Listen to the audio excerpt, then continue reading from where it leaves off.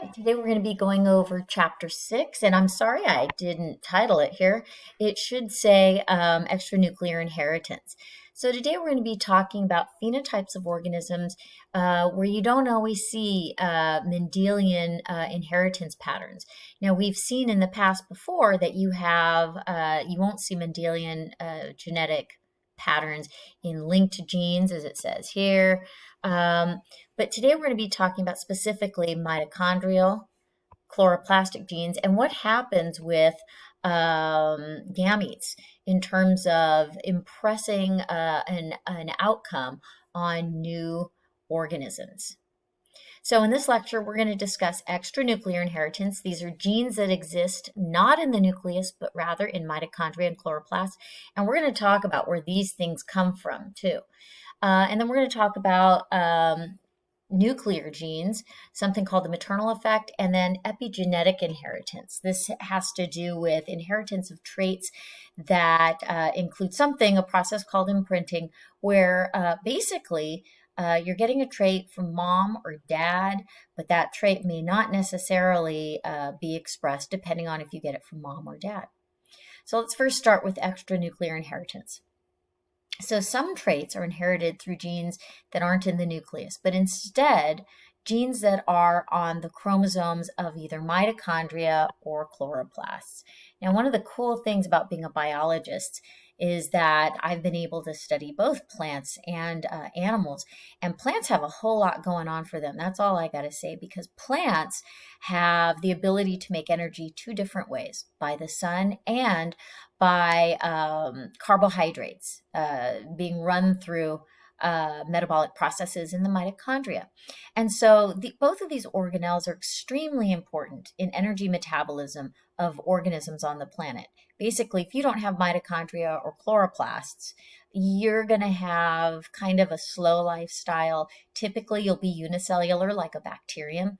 So, chloroplasts and mitochondria really contribute a lot to the success of an organism. So since these organelles are found in the cytoplasm, we call their inheritance patterns extranuclear because you have what's basically a situation where chromosomes are cytoplasmically localized. Mitochondrial chromosomes, chloroplastic chromosomes, even though they're inside the organelle, those are in the cytoplasm, not in the nucleus.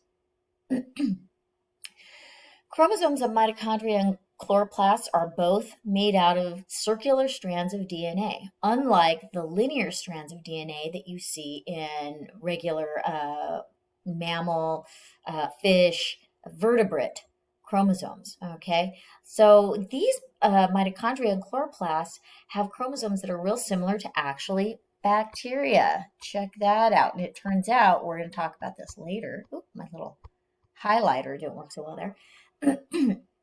We have figured out that both mitochondria and chloroplasts seem to harken back evolutionarily to bacteria early on in the Earth's and in animals' past.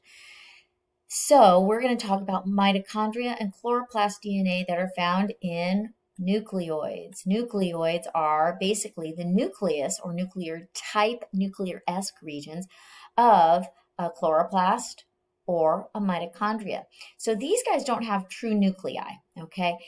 There's just a region inside of the cytoplasm where DNA floats around, hence that's called the nucleoid, okay?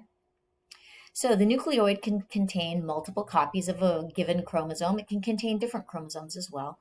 And more than one nucleoid per mitochondria or chloroplast usually occurs. Chloroplasts tend to have more nucleoids than mitochondria. That's just something that happens. So if we look at the composition of chloroplasts and the transmission of chloroplasts, what you'll see is Chlamydomonas, Euglena, and flowering plants all have, greater than 5 nucleoids per organelle. When you look at the transmission, Chlamydomonas passes their chloroplasts on from one parent that has what we call the mating type. We'll talk about that later. When we're talking about plants, angiosperms, which are flowering plants, have maternal inheritance. So basically, chloroplasts come from mom in this particular case. Not all of them, but quite a few of them. Excuse me. Every now and again, you will find chloroplasts coming in from a pollen grain, but that's not common. Gymnosperms, the pattern of inheritance here only happens through sperm cells with pollen grains. So basically through pollen. So gymnosperms are pine trees. And so basically the pollen is what's transmitting chloroplasts. Isn't that amazing? Crazy, right? So the size of these chromosomes can be really different, varying along species. So chloroplast chromosome size, mitochondrial chromosome size changes depending on the species you're looking at. Mitochondria themselves, pretty small in animals. They are larger in algae, fungi, and protists, and they're quite large in plants. It turns out that plants, for a variety of reasons, seem to have additional length chromosomes, including the linear nuclear chromosomes. So that's just kind of a weird thing about plants. So let's look at the pattern of inheritance of organelles. So when we're talking about organelles, we are mostly focusing on mitochondria or chloroplasts, but keep in mind that this happens to all organelles as well, not chloroplasts, sorry, but all organelles, including Golgi, endoplasmic reticulum, and so forth. Maternal inheritance of organelles happens in many, many species that are heterogamous. Now remember, heterogamous means XY. Oops, sorry about that. Still trying to learn this thing. Let's throw that away. Okay, that didn't help either. Let's throw that away. Let's try to, okay, I give up. There are two types of gametes. There's the female gamete, which typically is large. That's typically called the ova, right, or the egg. And then the male gamete, small, and it provides a little more than a nucleus containing DNA. So really a whole lot of cytoplasmic inheritance happens from the maternal side because the egg carries a lot of stuff in it. And this includes mitochondria in humans. All the mitochondria that each one of us have, we mostly got from mom. There is an incidence called paternal leakage, but that's a different deal. We'll talk about that later. So when we come back here, when we look at mitochondrial transmission, right, we already looked at chloroplastic transmission. In mammals, it's mostly maternally derived. In S. cerevisiae, the mitochondria are biparental, some from mom, some from dad. Molds, usually maternal. However, some can be paternal. Chlamydomonas, inherited from the parent with the MT negative mating type. Again, we'll talk about that later. Angiosperms, maternally inherited. Mitochondria comes from mom because the ova are so large and the pollen grains can be small. Gymnosperms, usually paternally inherited because pollen grains are fairly large. So the paternal inheritance of organelle is an unusual thing, especially in animals. Mitochondria provided through the sperm doesn't happen very often. When it does, we call that particular phenomena paternal leakage, paternal for dad, right? In a mouse, 1 out of 4 paternal mitochondria are inherited for every 100,000 maternal mitochondria. So in other words, most of them come from mom. So what you would do is you would divide 1 by 100,000, and then that would give you the ratio of that particular incident. Now, it's a little more complicated if you're going to do real statistics, but we're just going to go that way right now. So what is the function of chloroplasts? Let's go back to chloroplasts now. Chloroplasts produce ATP, and eventually it produces substrates to make glucose and carbohydrates and starch, things like that, through photosynthesis. All right, so that's what photosynthesis is doing. It's making sugars and it is making ATP energy. It turns out that chloroplastic DNA, cpDNA, is 10 times larger than the entire mitochondrial genome in animal cells. In other words, it's bigger than our mitochondrial DNA. So in the tobacco plant, there's about 156,000 base pairs, but it only has about 110 to 120 different genes. A lot of them have to do with ribosomal RNA or transfer RNA genes. We'll talk about transfer RNA later in the semester, okay? But it also carries lots of genes required for photosynthesis, which kind of seems to make sense. These organelles are doing photosynthesis, so why not put the instruction for the process in the organelle? Mitochondria, as with mitochondria, these chloroplast proteins are encoded by genes in the nucleus as well. What? Well, it turns out that there are proteins called chloroplast targeting signals that are produced by the nucleus that allows the cell to basically communicate with the chloroplast so that the chloroplast can do its job. And as the chloroplast is doing its job, there is feedback to the nuclear genes saying, yes, this is how effective we are being. That's just kind of a sum up. It's a lot more complicated than that. So right here, we're looking at a chloroplastic genome, and genes are organized here in a circular fashion, and each one of these genes has a specific name. There are these regions called ORFs, or open reading frames. These are regions where it looks like there are genes, sequences that make sense to be genes, but we don't know what those genes are. So these are basically regions of unknown function. But as you can see, there are a whole lot of regions where we know what the function is, because each one of those regions has a name, like PET D, PET B, and so forth. So let's look at an example of chloroplastic maternal inheritance in a plant called the 4 o'clock plant. It's called the 4 o'clock plant because it blooms, the flowers open in the afternoons. The scientific name is Mirabilis jalapa. I always say jalapa, but I think it's jalapa. I don't know. Tells you what I know. Sometimes I have a hard time. Sorry, my emails are coming in. So what happens is that the leaves can be green, white, or variegated in the 4 o'clock plant. What is variegated? Green and white blotches. Okay, there are green and white sectors. You'll see a picture of this in a minute. Pigmentation is controlled by the type of chloroplast that is in the region of a leaf. We're not talking about the flowers. We're talking about the leaves of the plant and the stem as well. So it turns out that there is the green phenotype. Okay. That's the wild type. Chloroplasts are totally normal. The chloroplasts make green pigment, which is called chlorophyll, different types of chlorophyll. And it just looks like a regular plant to us, hence wild type. There's the white phenotype, which is a mutant. Basically what happens in this chloroplast is that no chlorophylls are made. Therefore, the chloroplast is actually clear. There's nothing in there to give it that green color. And then in the variegated phenotype, which is called heteroplasmy, leaves are both, you'll have leaves that are green, all right? So what are we talking about here? We'll get to this in a minute.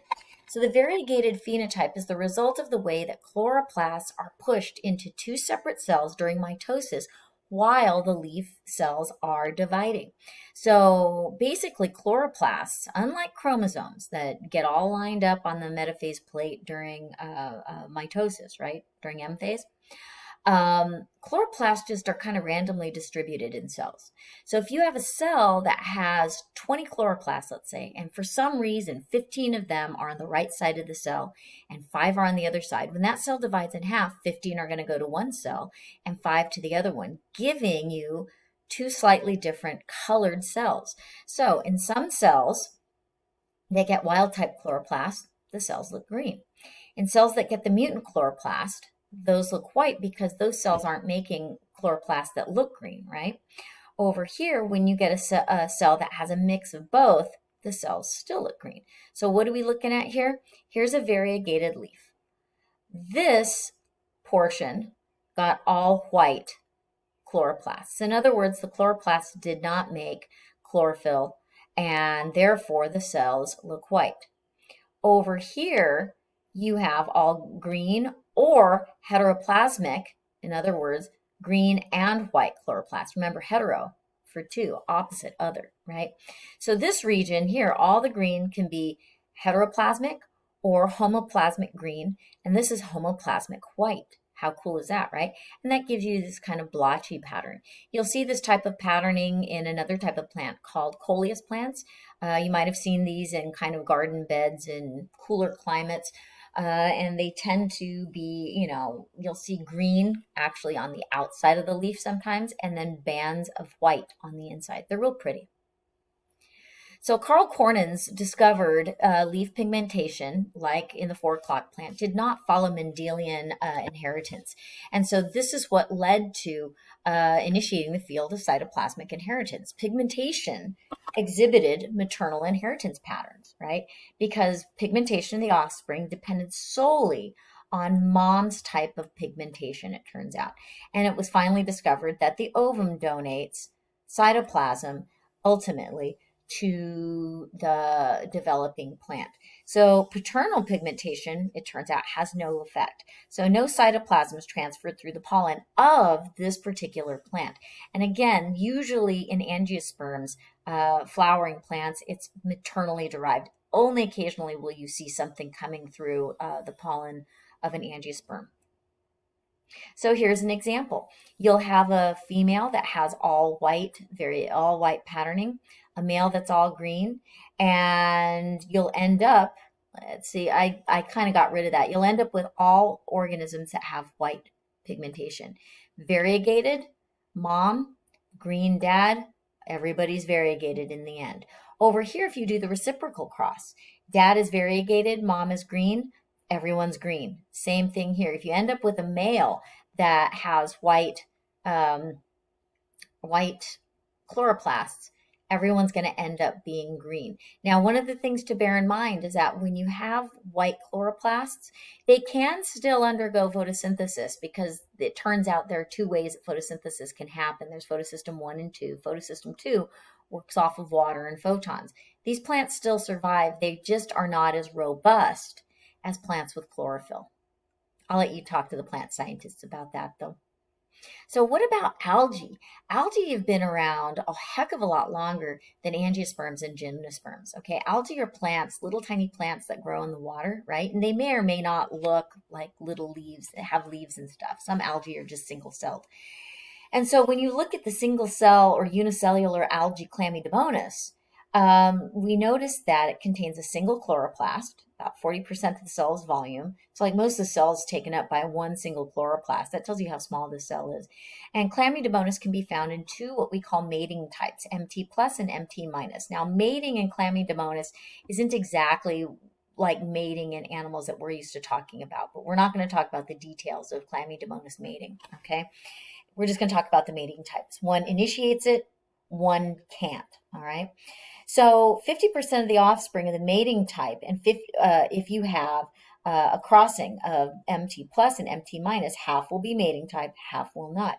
And so what ends up happening is this trait, this mating type trait, and Chlamydomonas chloroplast, I guess you would say, composition depends on the MT, which MT version you get. We'll look at this in a minute. Again, I have a slide that'll show this in a minute. In addition, you have some strains that are going to be resistant to an antibiotic called streptomycin. Streptomycin is often used to treat certain strains of streptomycin treats basically an infection, a streptococcus infection, but it kills other organisms as well, including Chlamydomonas. And so it turns out that people working with streptomycin just kind of stumbled upon the fact that there are certain Chlamydomonas strains that are resistant to streptomycin. That was Ruth Sager in 1954. And it turns out that resistance is inherited in, again, another non-Mendelian matter. And it turns out that streptomycin resistance is inherited from the MT plus parent, all right, not the MT negative parent. And so the offspring only have mitochondria also in the MT plus. So it turns out that the resistance pattern has to do with how the mitochondria are inherited in Chlamydomonas. So this allowed for the mapping of the streptomycin resistant gene in the chloroplastic chromosome. And so this is what was going on in that experiment. Here's the MT plus streptomycin resistance, MT negative streptomycin sensitive. So this crossing means that these two individuals were allowed to exchange genetic information. They undergo meiosis, all right, and here are the 4 outcomes. Because the strain was MT positive, it also ended up being streptomycin resistant.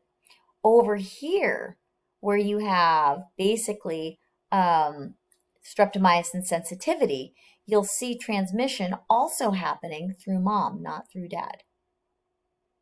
So what's the function of the mitochondria then?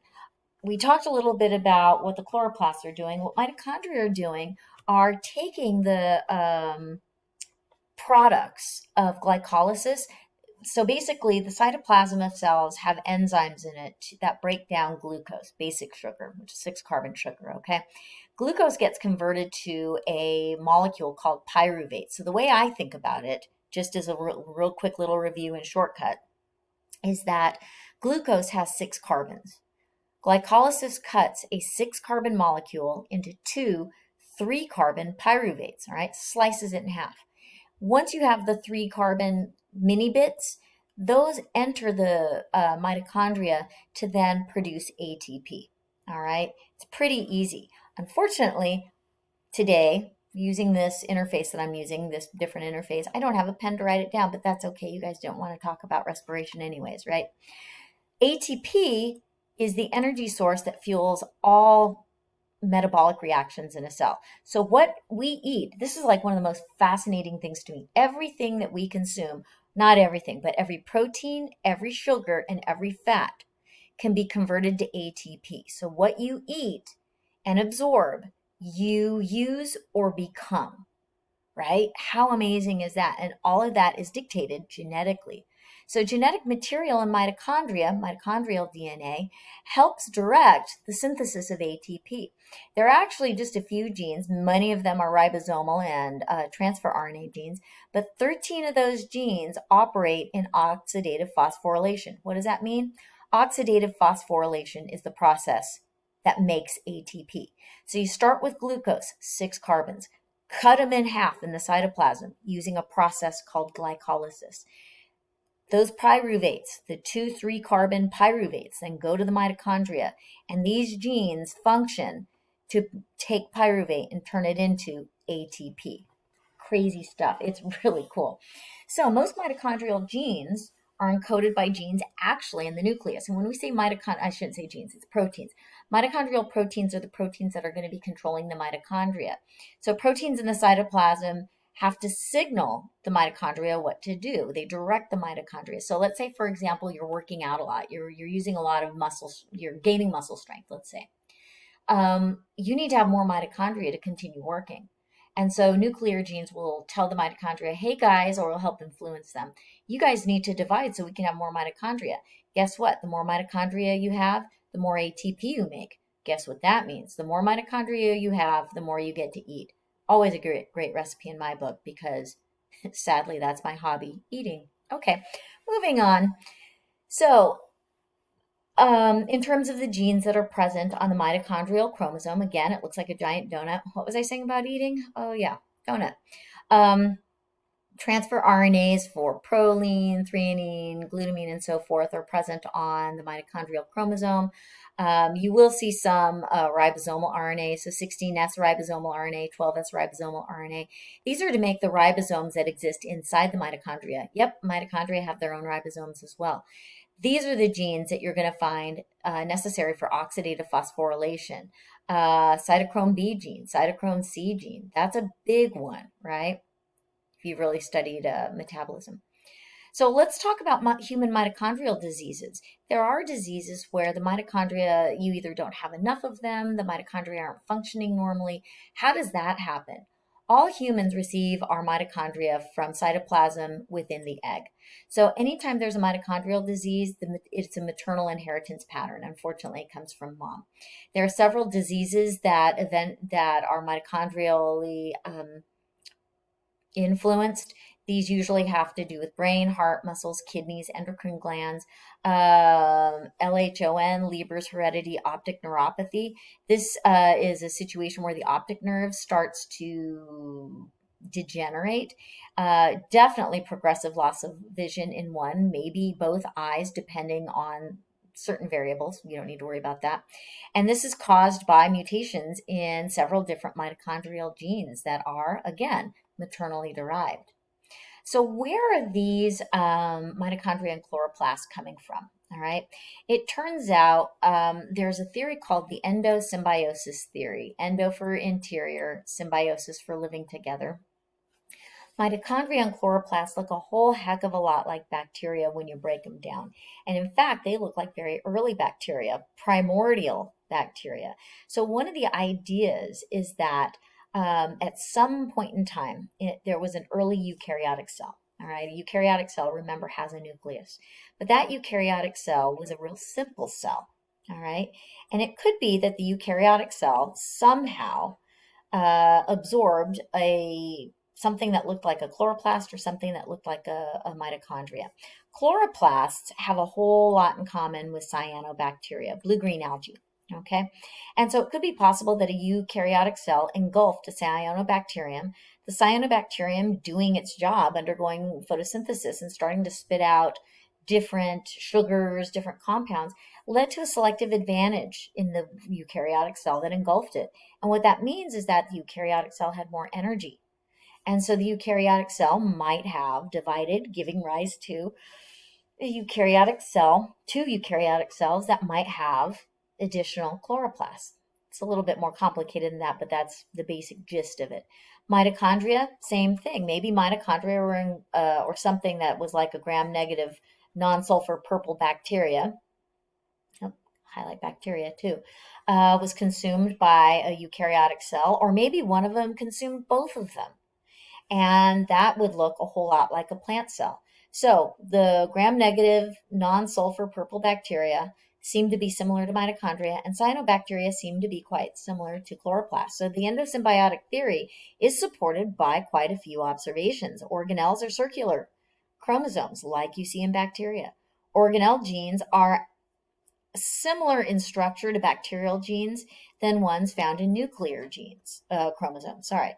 So basically, these organelles look a lot more prokaryotic than eukaryotic. Therefore, eukaryotic cells were able to undergo photosynthesis and use the energy, eventually becoming plants. Eukaryotic cells in this case may have gained a more stable, or the prokaryotic cell gained a more stable environment. The eukaryotic cell now had lots more ATP, therefore it could divide more often and eventually evolved into cells that contain mitochondria, which could be animals and fungi. So during evolution, most of these genes are found, most genes found in a bacterial genome could have been transferred to the nucleus. Nobody knows how. Many of these genes in modern mitochondria and chloroplast might have been lost through deletion events, but we do know that cyanobacteria and purple bacteria share quite a bit of sequence homology with chloroplasts and mitochondria. How do these genes get transferred? Only one way, unidirectionally, from organelles to the nucleus. Not sure how that happens, but there are some theories, but that's for an upper division genetics class. And gene transfer can occur between organelles. What? Two mitochondria and two chloroplasts, or the two coming close together in just kind of a, I guess I wouldn't say freak accident, but by mistake. They actually can transfer genes from one to the other, which is really bizarre. But again, that goes back to the idea that chloroplasts and mitochondria might share a lot of traits with bacteria. And in that particular case, bacteria are able to swap genes with one another, not through sex necessarily, but by a process called conjugation, which we'll talk about later. And so biological benefits of gene transfer in this case aren't really clear, but it could be possible. Now, what about epigenetic inheritance? We talked a little bit about this, X chromosome inactivation, but let's just review real quick. Epigenetic inheritance is basically the result of modifications that happen in genes in the nucleus, or that change, basically alterations in a nuclear gene, or something that happens to the chromosome, like packing and stuff like that, that changes gene expression. It's not permanent. Since there's no change in actual DNA sequence, it's kind of a regulation event. So epigenetic changes can be inherited, but they don't show Mendelian inheritance patterns. So DNA and chromosomal modifications occur during gametogenesis. So like, for example, as the chromosomes are condensing up for M phase of mitosis in meiosis, that can affect inheritance. Or there are other events that happen during embryonic development. We'll talk about those later, hopefully, in the semester. The situation we want to talk about right now is called genomic imprinting. And this happens when a gene is expressed depending on whether you get it from mom or dad. And it turns out that there are quite a few really important genes that are imprinted. We don't know why this happens, but if you get it from dad, it means one thing. If you get it from mom, it means something entirely different. So the phenotypes in genomic imprinting is the phenotypes are non-Mendelian ratios, and basically the offspring are going to express maternally inherited patterns or paternally inherited patterns, but never both. Okay, and we call these monoallelic expression because you're only expressing based on whether or not you get it from mom or dad. This sounds crazy, right? Here's a list of a few genes that show maternal or paternal patterns. So this is Williams Turner suppressor gene, suppresses cell growth. It keeps the cell from growing too big. Insulin hormone receptor. This is paternal. We get this from dad. And this insulin gene, there are a few of them actually, insulin receptors, influence cell growth and metabolism. IGF-2, insulin-like growth factor 2. Insulin-like growth factor is it's a protein that causes growth, and it looks similar to insulin, hence it's called insulin-like growth factor. But it's the second in a series that are present in mammals, a couple of them. And this one is paternally inherited, but the receptor is maternally inherited. So this is a really strange situation. So let's look at IGF-2, insulin-like growth factor 2. It's functional for a normal size of actually the whole body of the animal. Imprinting is the result of paternal but not the maternal allele. So we'll talk about how imprinting happens in a minute. If the paternal allele is transcribed, so if dad's allele, if you get IGF-2 from dad and it's working normally, you'll get RNA. The maternal allele, for some reason, is shut off, all right? IGF-2M is the mutant allele, all right? And that gives you a partially defective protein. So if you have the mutant IGF-2 allele coming from dad, then you'll end up with smaller offspring. So here is mutant, here is normal. And these are in two different broods of mice. And you can see how IGF-2 dwarf offspring comes from dad, not mom. So imprinting can be divided, the process of imprinting can be divided into 3 stages. Establishment of imprinting during gametogenesis, during meiosis. The maintenance of imprinting during embryogenesis while the organism is growing. And usually that happens in somatic cells, not in gametes. Okay, maintenance happens in cells of the body. And then you have erasure and then the ultimate reestablishment in germ cells. So these would be the gametes. So what's happening? Establishment of the imprint. Okay, here's sperm and egg. Fertilization happens. So basically mom or dad's IGF-2 is going to become active. Maintenance of the imprint happens at this level, and then erasure to bring back the to maintain the silenced alleles in the ova, and then to maintain the transcribed alleles in the sperm in males. So in the females, they're only going to pass on this particular one. So genomic imprinting is permanent in all the cells of the body, and it can be altered from generation to generation. So basically, several species, well, most species of mammals this happens in, some insects and some plants. Imprinting in general can involve a single gene, part of a chromosome, or the entire chromosome, depending on the organism, plants actually, and even some chromosomes or all chromosomes in one parent. And that would be, I think, plants as well. That one I'm not that familiar with though. So how are things turned off? It turns out there's a process called DNA methylation. Methyl groups, CH3 functional groups, get added to DNA bases to turn off parts of genes. What? So here's an example of a somatic cell in a female. So here's the original zygote. The paternal chromosome is methylated. The maternal chromosome is not. So this is the eraser. The demethylation event happens in female cells. Early oocyte, no methylation, and then you have gametes. So haploid female gametes are going to transmit unmethylated regions, all right? In the paternal chromosomes, you have a situation where methylation happens to the paternal chromosome. Mom's remains unmethylated. The somatic cells maintain methylation on the paternal side. Erasure or demethylation happens. So in other words, you get rid of the event. Early spermatocyte, you have equal balance of demethylated DNA. De novo methylation happens, but both the purple, the maternal chromosome, and the father's chromosome get methylated. So the sperm pass on maternally derived, so back here, originally from mom, DNA, and then the paternal DNA. So one of the things to keep in mind, or the way that I remembered this, is if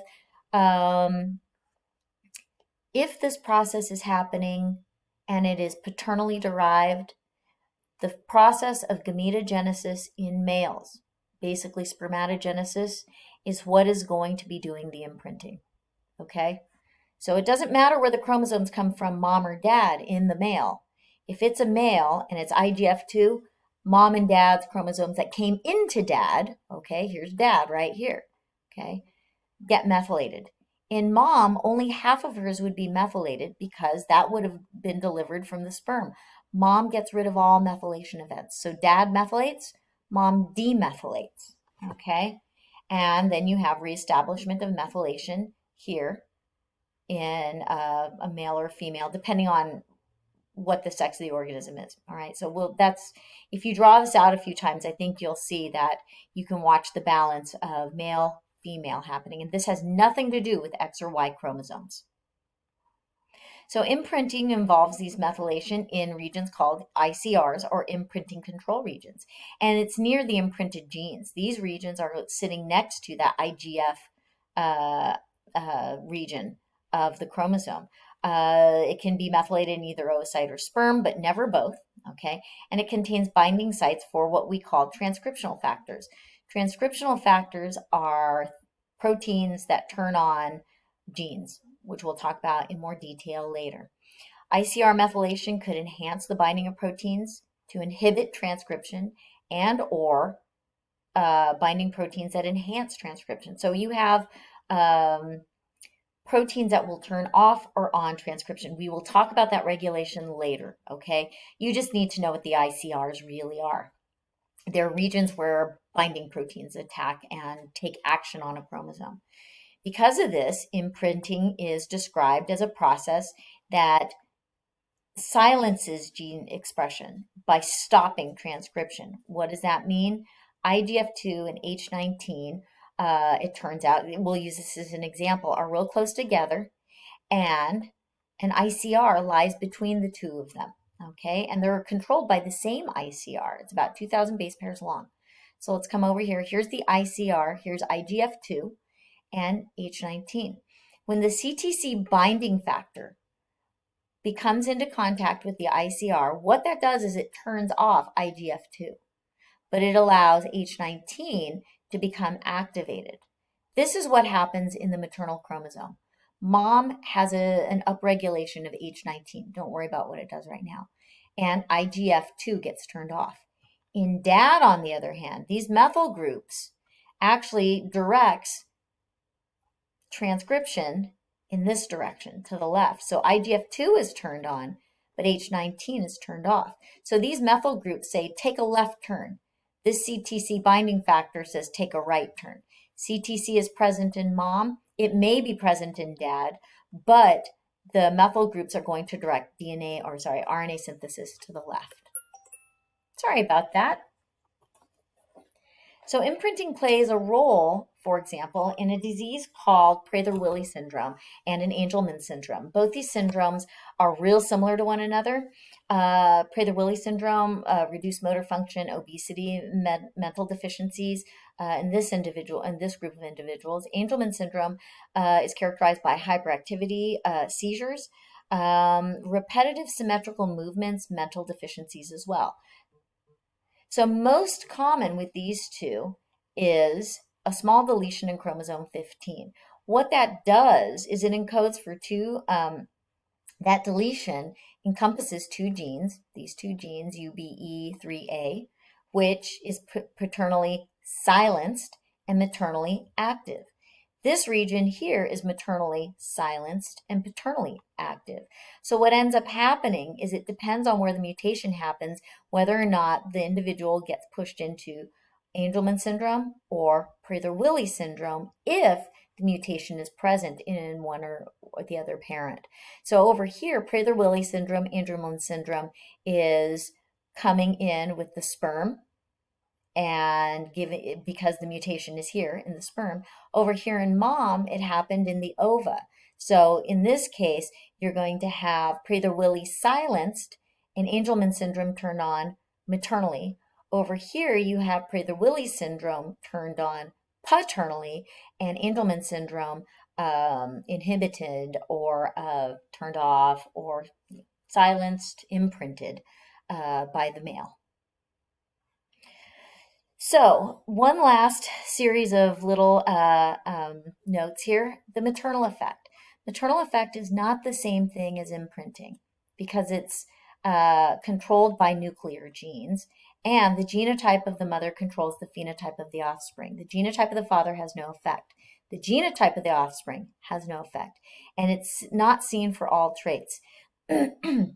What this is it's the accumulation of proteins, gene products, that are deposited in developing eggs in females. So the first example was discovered in a species of snail called Limnia. And there are two different directions that the snail can turn, in a right-handed direction or in a left-handed direction. And the right-handed is the most common. If you look at reciprocal crosses where the F1 F1 snail, okay, demonstrated, when you do the reciprocal crosses, the F1 snail demonstrated non-Mendelian inheritance in the twisting pattern. So here's the parental generation. Mom was big D, dad was little d, little d. So basically, mom had a twist in this direction, dad had a twist in the left direction. You end up with everybody being all dextral, in other words, right-hand twist, in the F1 generation. In the F2 generation, you end up all dextral. In the F3 generation, males and females, you have 3 dextral, 1 sinistral. Sinistral means twisting to the left. So this is your reciprocal cross where you have mom who's dominant, dad who's recessive. Here you have mom who's recessive, dad who's dominant. Either way, you end up with a 3-to-1 phenotypic ratio, which is predicted by Mendelian inheritance. But when you carry it to the F3, you'll see males and females giving you a 3-to-1 also, or a 3-to-1 ratio. So this is a 1 to 2-to-1. My bad, that's an F2. F3 had the 3-to-1 inheritance pattern. What does all this mean? It means that there was something that has to do with mom that was pushing it either in the right twisting pattern or the left twisting pattern. So it was all dictated by mom in this reciprocal cross. Sturtevant, Lord Alfred Sturtevant, yeah, he was knighted for this type of work, studied those F2 and F3 generations. And what he found was that there were 2 alleles, big D and little d, that produced that twisting pattern. Heterozygous mothers produce dextral offspring, even if the offspring were little d. Homozygous recessive mothers produce sinistral offspring, even if the offspring were big D, little d. So in other words, whatever mom was, the offspring were. It didn't matter what the offspring were in terms of their chromosomal composition. And so here you go. Mothers were big D, little, that's fathers, okay? And so everybody ended up looking like mom.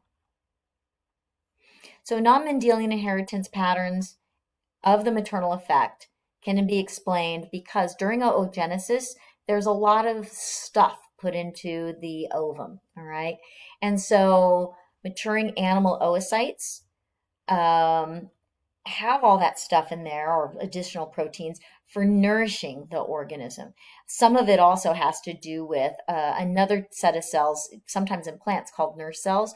These are typically diploid, and what ends up happening is the nurse cells provide sometimes compounds that are important for the developing oocytes. So a female, in this case, that's heterozygous for coiling, has the maternal effect. So whatever mom looks like, the offspring is going to look like.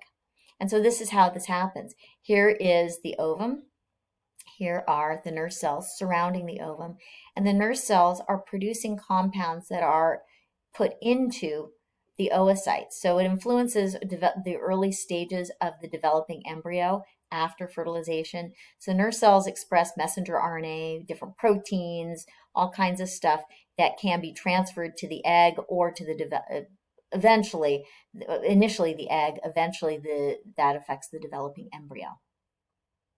And so that is then going to influence whether or not you have dextral or sinistral snail coiling based on the organization of the mitotic spindle. Whether or not they tip to the right or tip to the left is going to give you coiling to the right or to the left. How crazy is that, right?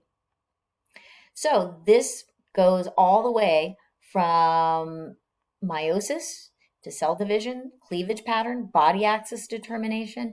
So basically, maternal effects have a profound influence on embryogenesis of the organism.